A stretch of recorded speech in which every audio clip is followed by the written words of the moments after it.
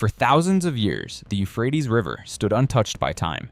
It watched empires rise to collapse, fought and vanish into history, yet it kept flowing, until now. Because today, as the river begins to dry, many believe we are witnessing something that was predicted long ago.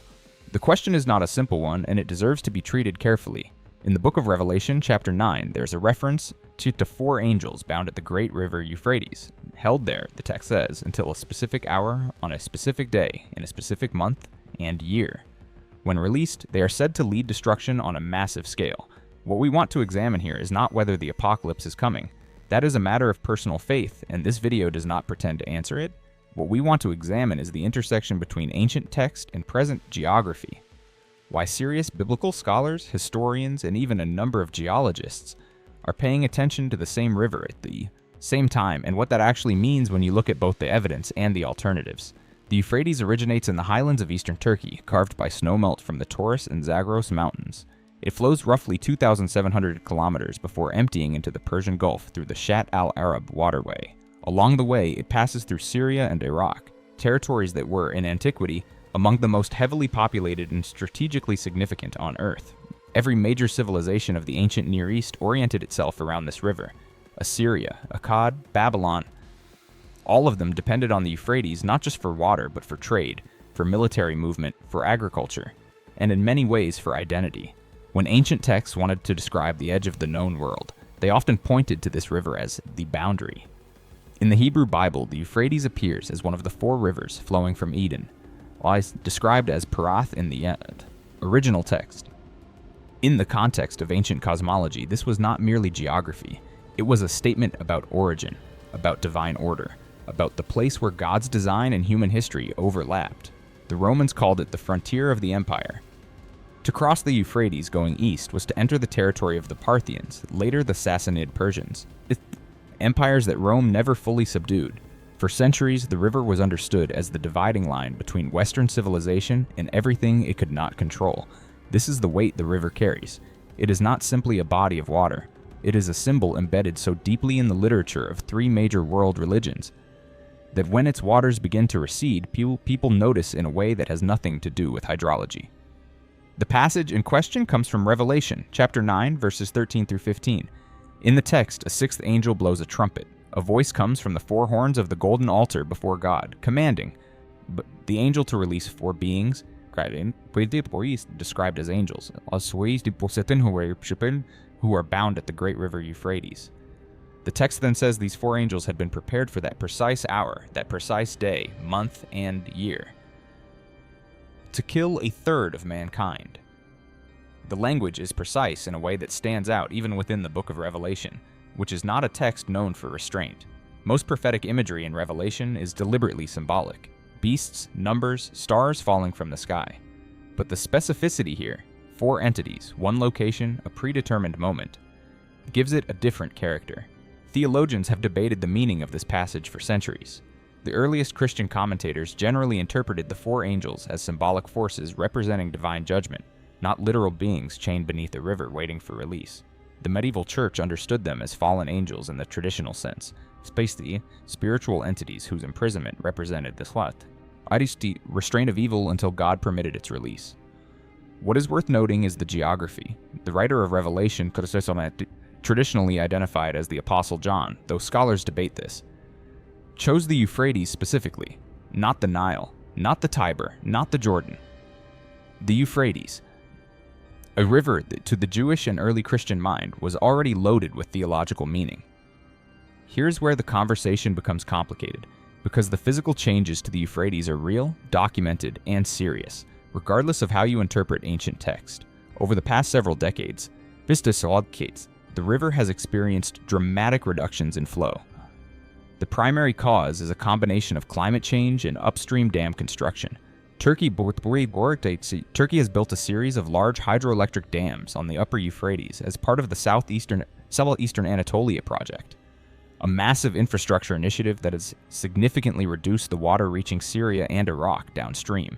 Syria has its own dams. Iraq, at the tail end of the system, has borne the worst consequences. In 2021, satellite imagery and on-the-ground reporting confirmed that large portions of the Iraqi Euphrates had dropped to historically low levels. Towns that had thrived on fishing and agriculture for generations were finding the river too shallow to navigate. Farmers in the Anbar province were watching their fields turn to dust. Government officials in Iraq issued warnings that without intervention, the river could effectively stop flowing through certain regions within the decade. Reports from the United Nations Environment Program characterized the situation as a water crisis that threatens the food security and displacement of millions of people. This is not speculative. It is happening now. In parallel with these developments, a number of social media commentators and independent religious researchers began highlighting the Revelation passage pointing to the drying of the Euphrates as evidence of prophetic fulfillment. Some of this content has been measured and thoughtful, a significant portion has not. There have also been claims, repeated widely online, of strange archaeological discoveries near the Euphrates. Buried structures, unusual formations, objects that some describe as having no clear historical origin. Most of these claims lack credible documentation, and mainstream archaeology has not validated them. They should be treated as unverified until evidence is produced and peer-reviewed. The conversation around the Euphrates falls roughly into two camps, and it is worth understanding both on their own terms. For those who interpret Revelation literally, the drying of the Euphrates is not coincidence. It is sequence. The book of Revelation describes, in chapter 16, the sixth angel pouring out his bowl on the river Euphrates, causing its water to dry up in preparation for what follows. Whenever I look at satellite data and drought, main reports, they see scripture unfolding in real time. For many in this community, the passage about four bound angels is not metaphor.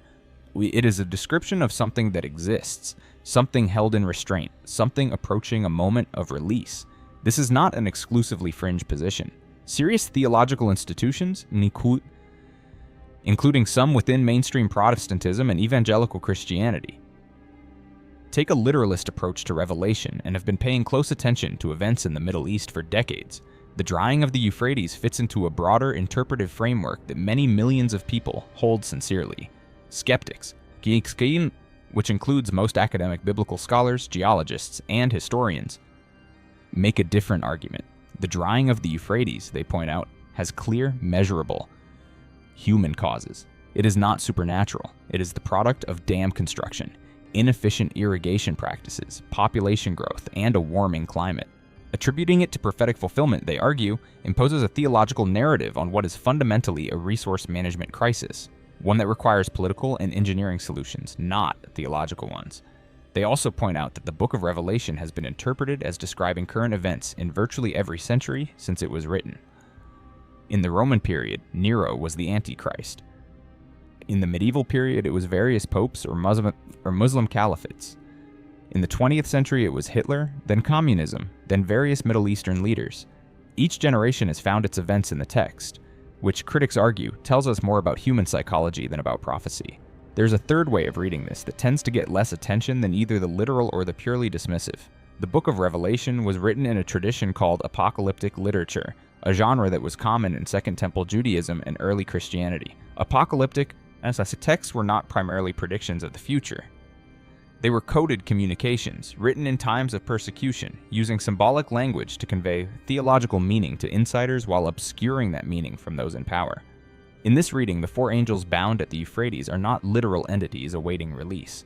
They are a symbolic representation of forces: conquest, war, famine, death, or in the political context of the first century, the Parthian armies massed beyond the eastern frontier. That God holds in restraint and releases according to divine purpose. The Euphrates in this framework is a theological symbol, not a prophecy about hydrology. It represents the boundary between order and chaos, between the controlled world and the forces that threaten it. When the text says those angels are released, it is describing a moment when that boundary collapses, when the restraining forces give way. Interestingly, this symbolic reading does not make the text irrelevant to present events. It arguably makes it more relevant. If the Euphrates represents the boundary between stability and collapse, then its literal drying, what is it with all the geopolitical consequences that follow, is precisely the kind of event the symbolism was designed to evoke. The people of Mesopotamia losing their water supply, the destabilization of Iraq and Syria, the displacement of millions. These are real catastrophes, and they are happening along the same river the ancient writer chose to describe catastrophe, whether that is coincidence, design, or the simple fact that certain geographical and political pressures have always gathered in that part of the world is a question each person has to answer for themselves. The Euphrates is drying. That is not a claim from a prophecy forum. It is a documented environmental reality with political consequences that are already being felt. The text in Revelation describes 4 angels bound at that river. That is not a modern invention. It has been in the manuscript tradition for nearly 2,000 years. What sits between those two facts is a question that science cannot fully answer and theology cannot fully ignore. Are we watching a resource crisis unfold with unfortunate geographical symbolism? Or are we watching something older than our current frameworks for understanding? Something that resists being explained away entirely? The honest answer is that we do not know. And perhaps the more important observation is this. A river that has sustained human civilization for 6,000 years is running dry. Whatever you believe about what that means spiritually, it demands attention on purely human grounds. The 4 angels, whether symbolic or literal, represent a kind of threshold, a moment after which things cannot go back to what they were. We may be standing at that threshold, not because a prophecy says so, but because the evidence on the ground is becoming impossible to look away from.